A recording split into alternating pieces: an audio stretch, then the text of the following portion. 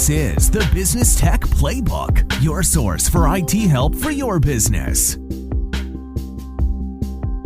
Hello there, this is William Pote with Etop Technology, and we're doing the Business Tech Playbook. And my co-host is I'm Robbie Olson. He's the podcast extraordinaire, really helping us up our game here at Etop Technology. Hey, so are you. Most podcasts, was it like 90% of podcasts don't make it past episode 8? So a little applause. You are now a podcast professional. That's right. 10 podcasts in at this point, and we're going to keep this conversation going for as long as we can. So today, we're going to be having a conversation around what should IT do for you. We're going to talk through a couple of key topics that we think IT should do for your business, and then kind of deep dive into each one. And this will ultimately probably turn into several subsequent podcasts that we need to talk through, because each of these topics could be multiple conversations. So we'll keep it as simple as possible, continue the trend of easy to digest technology concepts for executives and business owners. The real deep dive on top of it that we get questions in that inspired this podcast episode is everybody goes, what is an MSP and what does it do for me? Well, a managed service provider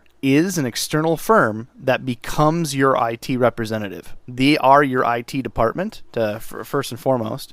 So that's why we're focused on what IT should do for you, because that MSP person should be your IT department if you don't have one. And if you do, they should cover the same topics. You should expect some of the same results from either in-house or an external MSP. Exactly.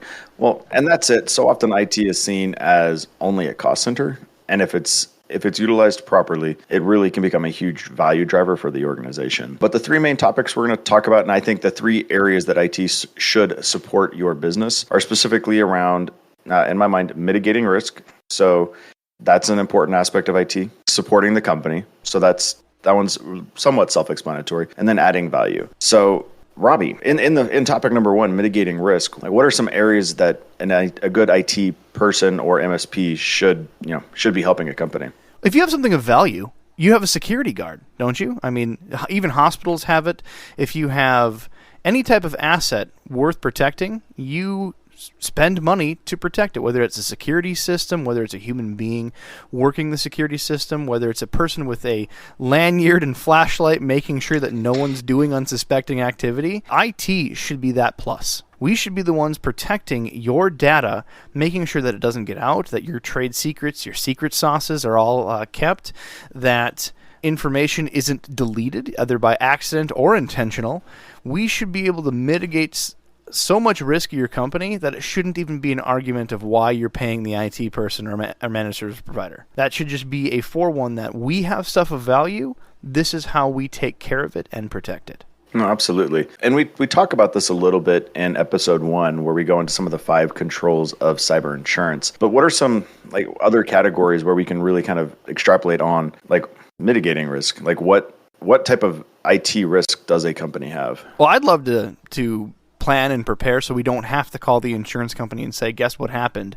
I'd like some sort of financial help. I would like to not have that phone call altogether. So, backups is where things start in my mind. If you have data, you got to make sure that if that data goes away, if the server that it's on, the computer that it lives on is broken, something happens or the hard drive fails, that you can get that data. And the question is of how soon? How long does it take to get that data back? Using different security accesses, whether it's using multi-factor authentication that we've talked about, or they can send the code to your phone, using stronger password environments where you save things, and you can only using company approved and controlled tools, not just uploading it on that free Dropbox you signed up for last week on your own personal account. Those are the easiest low-hanging fruit to begin with, but we can certainly dive into a lot more. It's also how people aggregate the data that they build, whether it's, let's say you're a law firm and you need to create legal documents, whether you're a sales representative and you need to type in your customer service manager,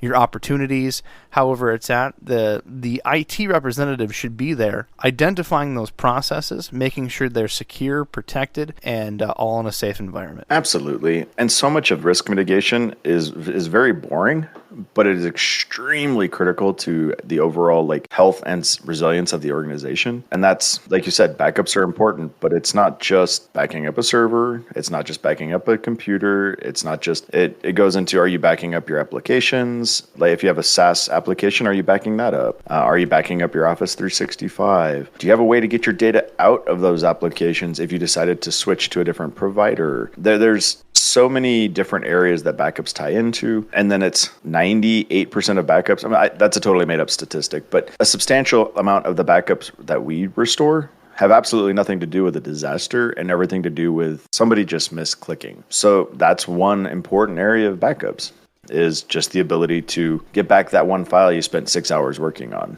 What you should expect out of your IT representative, MSP, or internal is a guy that when you're the person trying to figure out how to make this business work, how to make sure to make it profitable, how to make sure that the customer is delivered to, you are hiring that guy to say, hey, wait a minute, what's the risk of doing this? So you think that you're hiring a negative Nelly, and there's a book that's very famous in the IT world called The Phoenix Project. In there, great book.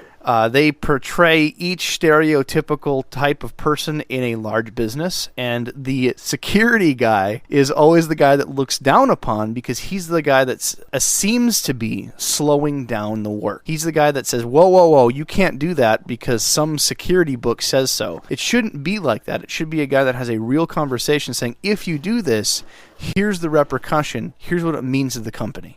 That's what you need to look, guys. A guy that collaborates, not necessarily there just to follow some sort of critique, but instead really take the investment of the company at heart, because he's the guy that's supposed to protect it in the first place. There was a really interesting part in that book. That's a great thing to reference, where the security guy realized that all of the mitigations he had in place didn't matter because the CFO had a good accounting control, and as a result was able to mitigate every piece of risk that he had been trying to hold up the process on. And it really changed his mindset dramatically in the conversation, because he realized that you can mitigate risk in ways other than just IT. And it was such a fascinating read. If you haven't read it, I'd totally recommend reading it. It's a great, just easy to read story that talks about like operational efficiency, technical debt, security, just a really good read. It's kind of the go-to book for a lot of people that worry about, IT or business DevOps. If we're trying to get our toes wet in there, that's the go-to book of saying, hey, this is a path forward. But yeah, they paint that security guy pretty bad, and it shouldn't be. It should be a collaborative effort where he's thinking of, yes, I want to get it done, but let's do it where we're not going to blow this whole thing up. Well, and security backups, disaster recovery, mitigating risk, it has to always be balanced with business outcomes. I mean, this is something we've talked about more than a few times, and we will continue talking about it, because if it doesn't support the business and it is keeping the business from doing their job effectively, okay, well then how do we find that balancing point where we provide the most amount of mitigation while providing the most amount of efficiency? And so this is a conversation that you need to be constantly kind of working through, giving feedback. We're tweaking our internal patching processes for our clients, and when clients say, hey, this isn't working for me quite like this, can we do it like this instead? It's so much easier for us to build something that works better for everyone when they just collaborate. Hey, don't be upset, don't be angry, just give actual feedback and say, this was really inconvenient, but this would work a lot better. When we get that kind of collaboration, we're able to do so much more for people just because we know. Rather than being irritated and just well, this is stupid. Well, no, not patching isn't an option.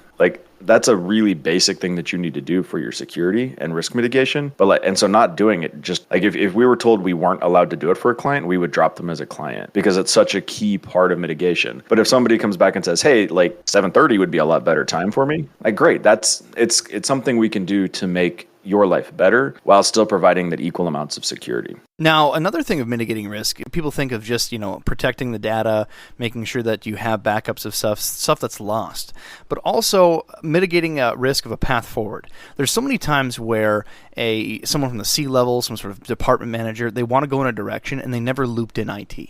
I've seen it so many times where they're just not part of the meeting because it's just, guess what? I don't want someone there that's not a part of the normal decision makers. And they'll say, hey, we're going to put this whole new platform forward. We're going to have this whole new process of doing stuff. And the IT guy, if he was involved, could have said, guess what?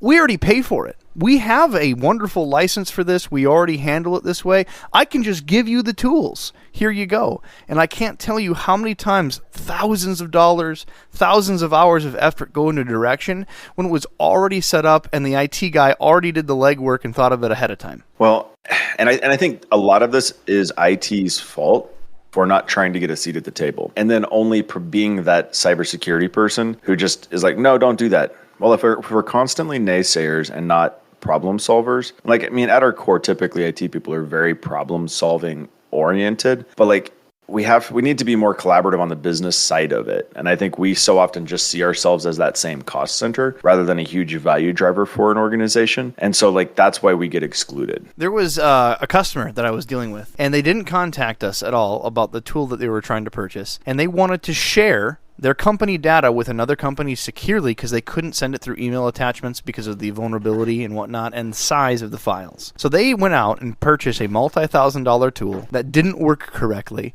and really was a inconvenience and hassle for the business. And the entire time I'm like, guess what? We have Office 365. We have this wonderful secure tool that you already pay for. Here's how to use it. Way easier, way faster. At that time, it had way more size limitation than the tool they purchased. And it could have saved them the money, the time, the hassle, and it was already there if they would have just looped them in. Looped us in. Well, and that's it. It's already included. And so now instead of just saying, hey, here's some training for an existing platform, and to be honest, like, that's a big part of why we're building out our university site, Robbie, because we're trying to show our clients what tools they already have available to them just because they're already a client of ours, or because they use Office 365, or because of insert reason here. But like the more you can make people aware of what their tools can do for them. I mean, most people use, 2, 3%, 5% of a tool. And so it's like we're trying to find ways to explain more fully, and in many ways, this sounds funny that it's using the same tools for different things can help mitigate risk. But the reality is it's not introducing one more point into their organization. So instead of using OneDrive, now they're using ShareFile. And now we have to make sure ShareFile is locked down. We have to make sure multi-factor is on for ShareFile. We have to, make sure you don't have external links going places.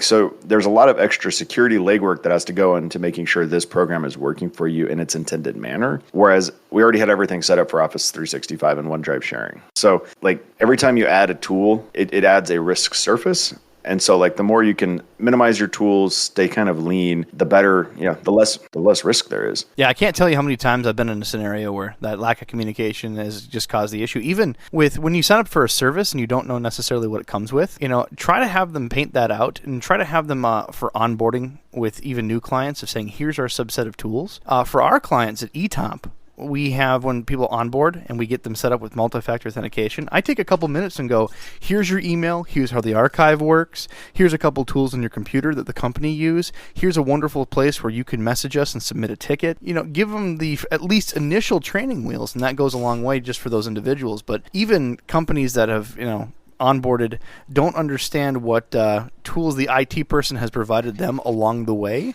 due to only one person getting the memo and not sharing it with the rest of the company. So yeah, there's a lot of business risk that gets mitigated with proper communication channels. That's funny how that works. It goes back to just communicate, understand what the business goals are. How can we help you? And like at the end of the day, like we are all helpers at our heart. We want to make your business better. And so whether that's internal, whether that's MSP, like at the end of the day, the outcome is still the same, but we want to help make things better as long as we know what do you want. And then also like it kind of is not my favorite topic, but a lot of where mitigation comes in is really good policies and procedures that are inside your organization. Some of those policies are IT related, and some of them are actually, most of them are going to be IT related at some level. So that's acceptable use, that's training, that there's just so much that goes into helping your company mitigate risk that it is actually just it's actually pretty valuable. But again, it needs to be in support of helping the company grow and do your business right. So part one for your three steps that you expect out of the IT professional. Again, one was mitigate risk, and underneath those, the three categories are you could say infrastructure security, which we talked about initially, the communication, that you need to be part of the conversation. Use that IT in your back pocket to say, hey, this is what I want to do. How can we accomplish it? And making sure that mitigation of risk policy is written with him. You have a goal of a policy. You don't make a rule, just like with your kids. Why can't you put a fork into the light socket? Well, it's going to hurt. There's reasons why we have rules. In business, there's reasons why they have policies. Express what your goal is for the policy, and they can help not only enforce it, but make it understood to others in the company. So have them be that person in the conversation with policy as well. Absolutely. Well, and then the second topic we were looking at is supporting the company. And so honestly, I'd forgotten about this one for quite a while. And I was like, yeah, there's two main things IT should do for you, and it's mitigate risk and add value. And then somebody's like, no, you need to support the company. And that's the availability to take care of your day-to-day problems and keeping your people working. It's not the planning, which is kind of where I see the mitigate risk coming in, but it's very much the help. I'm having a problem with Outlook. I can't print. My laptop hardware decided to fail. Like, what are types of things that we support our clients with, Robbie? Really, almost anything. There are stuff that's out of service terms. Like if they come up to us saying, "Hey, why isn't our washer dryer not working?" Maybe we'll do a touch of best effort, but in the end, they're going to have to call a representative that takes care of a washer and dryer and not their IT equipment. But I mean, there's a wide range that we do. So we'll help with the email, the computer, the day-to-day, the specialized software. We're not versed in everything. We're generalists in most things. So if you have this one very specific line of business software that you have, we're going to get good. I promise you that. If you're going to be on the company and that's what you live and breathe, we're going to learn it with you, but we're going to rely on the support of the app vendor to get us good. Well, and actually to this point, one of the areas that we actually helped a client with in the last week, it's something that we got to project manage effectively. It wasn't something that we could fix on our own because it's, to your point, we're not a line of business expert on Sage 100 ERP. So we had one client where their credit card processor was like, we need to update the module in Sage 100. So one of our team jumped in with that credit card processing vendor. They ran an update, got everything going. And the next day, they couldn't run AR aging reports. And so this was a pretty big problem for the company because they couldn't see what was happening on their aging. And so as an effect, we don't know how to fix that specific report, but we went back and started pushing each of the vendors. So we went to Sage 100 vendor, we went to the credit card processor, we went to their ERP vendor. So they have 3 different vendors that we worked with to get this problem solved for them. And the reason it got solved was because we pushed it forward. We were following up, we were available, and it wasn't something we directly fixed. But we facilitated it. We facilitated the heck out of it. We owned that, and we worked with the vendor. We got it accomplished. We weren't the experts, but we should be able to support it with that. And for those that are watching absolutely. For the alphabet soup that we hate, AR aging, again, accounts receivable aging. And you want to know, what accounts receivable are out of date so you can pressure them, get your money. That's pretty damn important. And ERP, I apologize, enterprise resource planning. So most types of businesses have software that lines up that has their own alphabet soup for each industry. So in IT, we have something called a PSA, professional service automation. Lawyers have case management and document management. So CMS, DMS. Attorneys have, accountants tend to have practice management. They're dealing with, taxes. There's so many different, goodness knows. There's an alphabet soup for everything. Insurance. We'll keep doing our best to translate for sure. Agency management. Yeah, it sometimes it'll just cause your brain to pop because there's so many different acronyms. But yeah, the support front of it, what you should expect from an IT person for support is having not just emergency support is one thing. If the business is down, people are down, that IT person should be able to support you emergently. But if it's not something urgent, you need to be respectful of a person's time and know that they're going to take your requests in order of priority.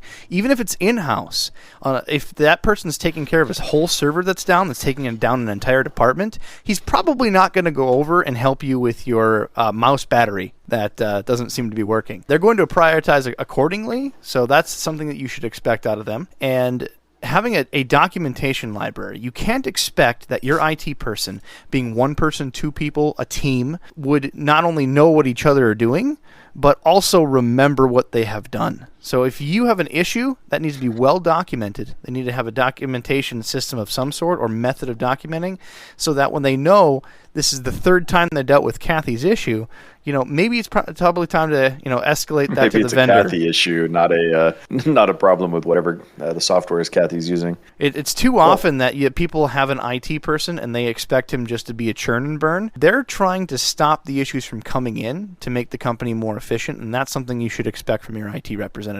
Not just a guy that namelessly plays whack-a-mole, but a guy that stops from the moles from coming up in the first place.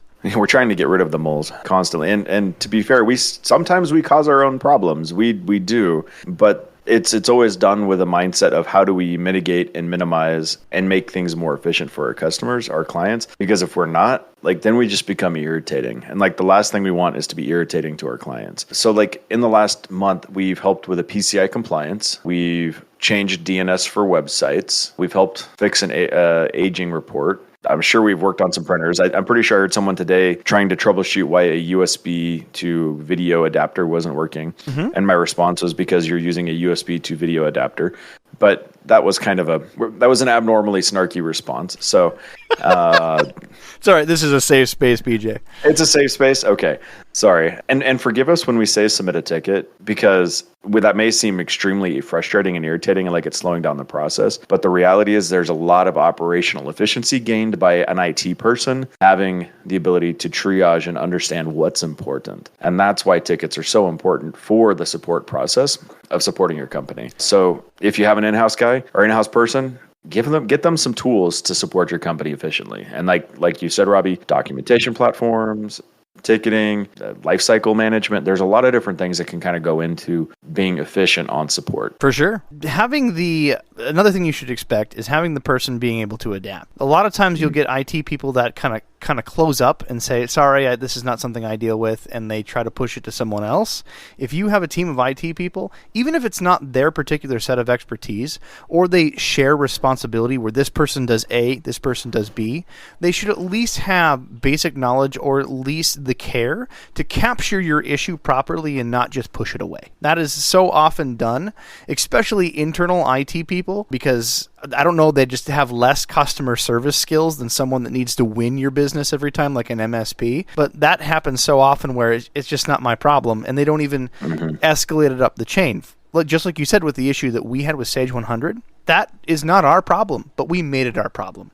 We are not the experts in it, but we captured the issue, we pushed it forward, and only let go of the handing off the issue when we knew that someone else was going to handle it or it worked. Well, and the funny part is that realistically, there was nothing, we didn't even need to be involved for this problem to get fixed. It was all something that could have been done inside of Sage 100 by their Sage admin. But the reality is that's not who we are. That's not our, saying not our problem isn't really in our vocabulary, because at some level, anything technology related that's keeping the business from functioning is IT's problem. And if you consistently just wash your hands of something, then they're not going to report issues to you, and then you don't know how to fix it. And again, IT should be flexible and engaged in making sure that the problems of the company get solved. And a lot of times it's not directly IT related. And if you IT people are listening, this next one's going to hurt. We talked about in the first section of mitigating risk that communication issues really cause a ton of risk. Well, if you're going to,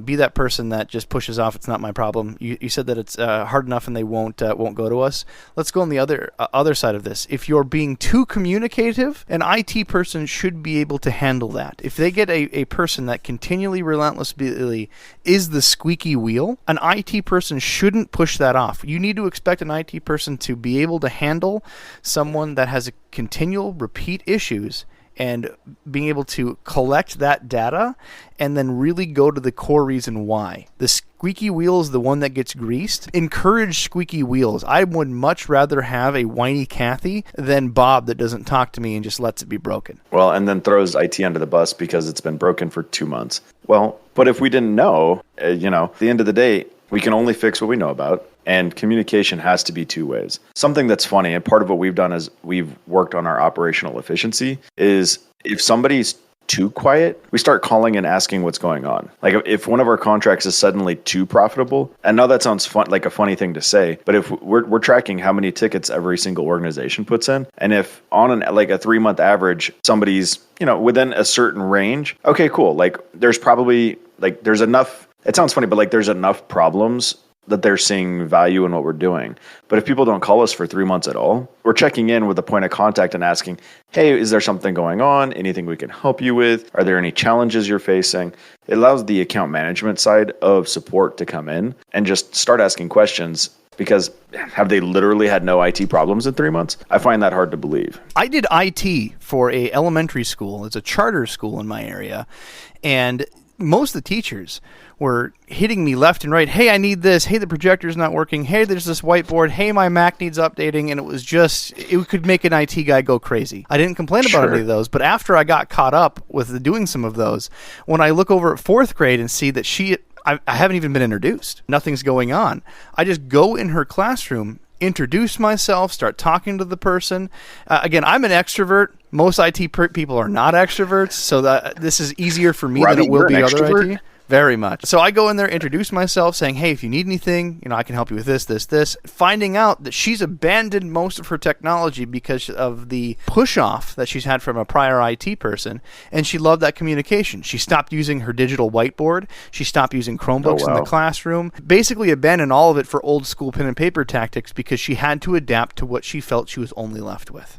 I guarantee, especially if your company's large, there are a few people that don't reach out to IT because they've quote-unquote felt burned out because of it. Use that. Your IT person should be at least personable enough that if someone is, like you said, isn't calling in, isn't being a squeaky wheel ever, that it might be just a fact that they don't think you're going to handle it, or they've had a bad experience in the past. Well, and that's one area and part of why we engage in how we do. We do what they call all you can eat type contracts, where we do effectively an unlimited support for our monthly engagement. And because of that, we really encourage people to call in and get their problems fixed, because then we can start seeing what's going on and how we can engage with the company. Because it's kind of like hiring an in-house person, except where you're not being billed for every single communication. And that's part of why what we do, I feel like, is so valuable for most of our customers, because they get the support they need when they need it. And part of our job is to then really identify, I feel like it puts us on the same side of the table as the customer, because now we're sitting alongside you, helping you solve the problems rather than just letting them exist. I explained it to one of the people. They said, well, what are we going to do for support? What is it going to cost me? I'm like, no, this is something that's included. Why on earth would you ever do that? That doesn't make any sense to me. What's the motivation for you? Well, I flat out told the customer, I said, we win when you don't call. That's how our profitability goes up. So if you're working, running, have uptime, that's how we win. And you are calling in requesting support is an opportunity that we get to earn your business. So we go back to having your problem fixed. So I'm sitting there ready to pick up the phone whenever you need, so I can win your business again every month. Mm-hmm. He was just kind of taken back and floored by that response. But that's what you should expect from support. From your IT person, whether it's an MSP, internal, they're already on, I'm assuming, a salary hourly. They're already there. They should be, earning their job every opportunity, every project, the same way an MSP would. Exactly. Well, and there's so much that goes into it. And our goal is to earn it every single month, which is part of why we look if somebody's not calling us as much. It really, what's going on? Did we manage to fix all the problems? Well, then if that's the case, then we need to move on to the next part of the conversation, which is add value. Number 3. Number 3. How do you like that segue? That was the segue to our sponsor. I'm joking.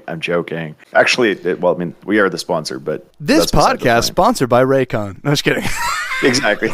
Yeah, this podcast sponsored by Etop Technology. Anyways, adding value. What we expect what you should expect an IT or MSP person to add value. There's plenty of different ways besides just support and mitigating risk. Adding value, you should be able to have that person help you with projects. You can't expect him to be a project manager, but he should have some of those skill sets he's picked up along the way. It should be there, but more of how to execute the process by helping lower manpower, using the tools that IT has brought to the table to automate, bring data to the fingertips. There's plenty of ways that should be a part of, strategy and company direction for sure. Typically, IT folks are pretty process oriented, And not always. There are definitely cowboys out there that just, live in the you only live once mindset, which can be unhealthy. Sometimes you want somebody who can think on their feet and adapt extremely quick.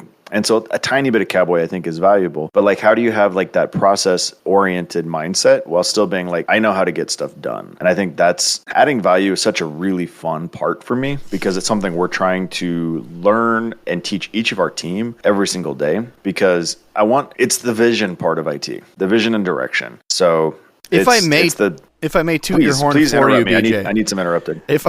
If I may toot your horn for you, you are such we pick on you, a nickname for Squirtle, is because your passion in this industry. If you do something, be passionate about it, and you'll never work a day in your life. Your passion every day, BJ, that you come into is showing what you can do more for the customer and adding that value. That's where I believe an MSP shines above having an internal IT guy. An internal IT guy, it's like getting a maintenance guy.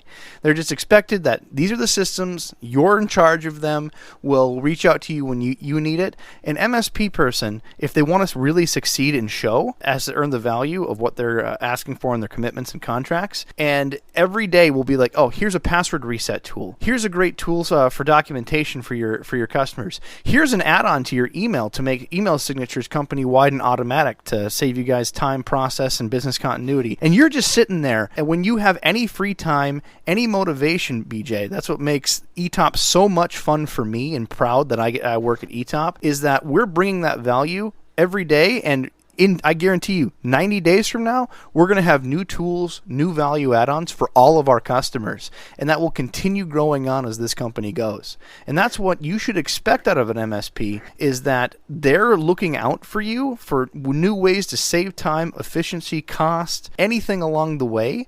And if you don't, well, you might have a good MSP, but you don't have a great one. It's one of the areas that I've been trying to figure out how to set us apart. And it's something that I think like the CIO type person should be doing for your company. Too many IT companies or MSPs do something that they call VCIO, virtual CIO. And unfortunately, what it means is like a technical account manager who's trying to sell you something. And if I would be lying if we aren't trying to sell our clients something, right? Like we are. But at the end of the day, like there's a ton of things that we do just because we want to get better and add value that we don't charge for. Because like, I don't know, it's like, how do you provide like actual strategic value of somebody at a CIO level for every single customer, every single client? And like, I have to remind myself every time. A customer is somebody who comes into Taco Bell. A client is somebody that you work with on an ongoing basis. So we only have clients. So that strategy really is where you start having conversations with the other members of the management team, the executive leadership, where it's, okay, where's the company going? What are your growth plans? How do we help you get there? Like, how can IT be a value add when it comes to like, budgeting, direction, automation, efficiency gains? Is there a technology that we can bring in that replaces the need for hiring 3 people? Would you rather spend, $5,000 a month on a piece of software, but replace 5 people and or not need to hire 5 people? Like this is in my mind where CIO, IT, MSPs like should be bringing value to the table, because while it may have an expense attached to it, at the end of the day, oftentimes it has such a high value addition. Like you can pay for a piece of technology and replace some of the human element. And you don't want to get rid of the human element necessarily, but like, how do you maximize that human element? And like, I feel like that's always 100% our job. It feels really good as a technician, as part of the company, when you hear the leader of the company go, hey, Robs, you got to check out this sweet tool. And this is one example that I've gotten since I've been here, right? 7 months at the company so far. This is one example.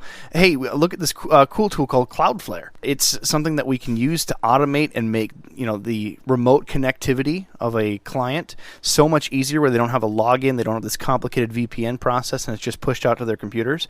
We'd use this for company A, B, and C, and it would help them so much, make them efficient. Connectivity would be so much faster, blah, blah, blah. And that's what he's excited for, as though he's telling me a story about how he caught a big fish on the weekend. It's that excitement level. Well, so like something we've been tasking one of our team members with doing is like, so we've been on a process automation journey for the last year. and we will be on this journey for the foreseeable future. But one thing we've been learning along this route is unless you have a process, you can't automate it. And so we've been documenting the heck out of our internal processes and then finding out like where can we maximize our team. So as an example, last month across our entire client base, so we're a team of 7 people right now. We've saved almost 500 people hours of time. That is incredible. Like we don't have 500 people hours in our team. Well, I guess we do. We have a lot more than that. But at the end of the day, like how do we do that same thing for our customers?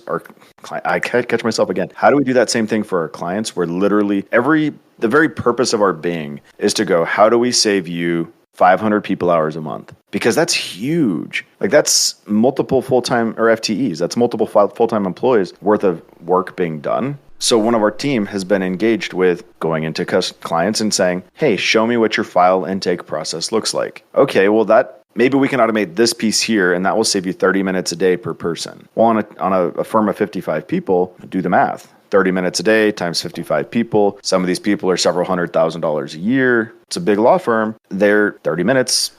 That's $30-$40 every single time we save them time. And this step 3, this value add component of what you expect from an IT person doesn't have to be earth-shaking. It doesn't have to be that they have the king of automation or they're looking up R&D left and right. It can be something small. For instance, a conversation I had with one of the clients. See what you did right there? I like it. Clients. One of my clients, and I've been building a relationship with this particular client. The client went from as he was on board with the company, because he was new to the company as one of the bigger managers, as starting off of, we really didn't appreciate him. He was very demanding. Everything was an emergency until he got the swing of things of how we prioritize and really do make his issue our priority. And we earned trust with him in a relationship. Well, now we're at the point of I'm sitting there, chit-chatting back and forth. We're a little bit more candid with each other. And he's like, you know what? You just helped me with this issue, but you got a time for another one? I just want to shoot something by you. And when I hear that word, I want to throw something at you. I want to shoot it by you. That right there tells me that I've built the bond and I've earned his contract this month. And when he shows me something as simple as, hey, what I'm doing, and this is a real example, I'm saving 4 documents every time I have to do it because I want to save different revisions. Monday I'll do an edit, Tuesday, Wednesday, Thursday. Each one of those get a separate documents because I'm scared of losing my changes in case I want to go back to one of those changes. It's taking me a lot of time. There's a lot of documents there. And do you have any better way of doing this?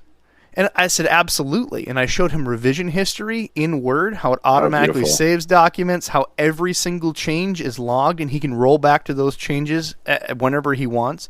He says, you have no idea. You've saved me countless hours right now. I appreciate you so much. Is this somebody at Etop? This is one of our customers, yes. Sweet. This is one of our customers. Good job. It doesn't have to be earth-shaking. It's just showing them, being there, being trusted, and having them confide in you issues because they know that your priority is making their life easier. I literally just got a text from the general manager of one of our clients. And this is a client we're in a really good place with them right now, but we've had some rocky roads to get there. And he's like, hey, I just need to run something by you. We came across something in an audit that we're dealing with right now. And I really want to ask your opinion on it. See if it's something we can solve easily. I love that conversation because I'm helping his business and we're not just fixing Outlook. Nobody, we're there to do that too.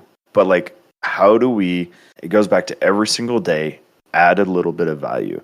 Even in our sales and marketing efforts, we're trying to it's part of why we're doing this podcast. Yes, it's part of our ultimate sales effort. But at the end of the day, you can listen to this and get value about your IT without ever talking to us. And we're using this as to create content. Yes, absolutely.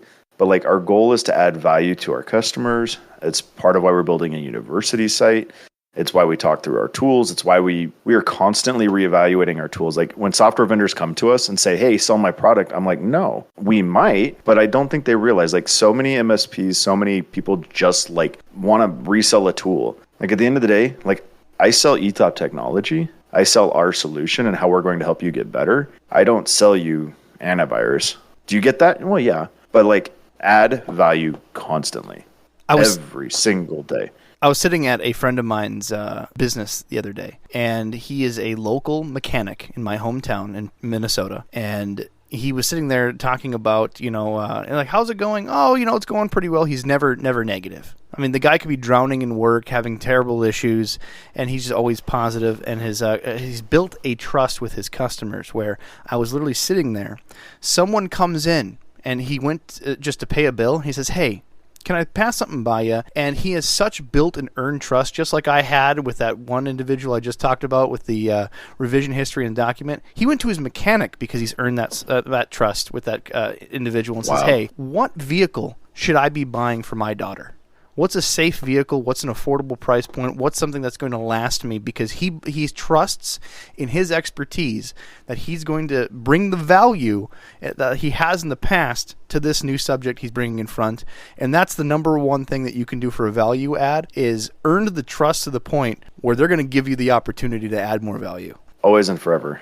And hearing that story just makes me so happy because that's the core of what IT should do for you. Like, hey, I have a problem, help me solve it. Okay, cool, let's do that. And so much of it is just listening, hearing, communication, and then giving a good answer.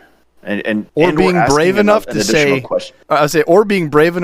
I don't know, but I'm going to find out. That, like it used to be pro level Googler, and now it's becoming pro level AI question asker person. But, I love what we do and how we do it because of the value it brings to our team, our clients, our employees. I'm trying to figure out ways to make it so that way, that process automation is saving us thousands of hours a month, and it won't be long. But then how do we do that same thing? I want to start seeing that aggregate across clients where we're saving our clients hundreds of hours every month. And you just mic dropped me. So I did. I picked up a mic and I mic dropped you right there.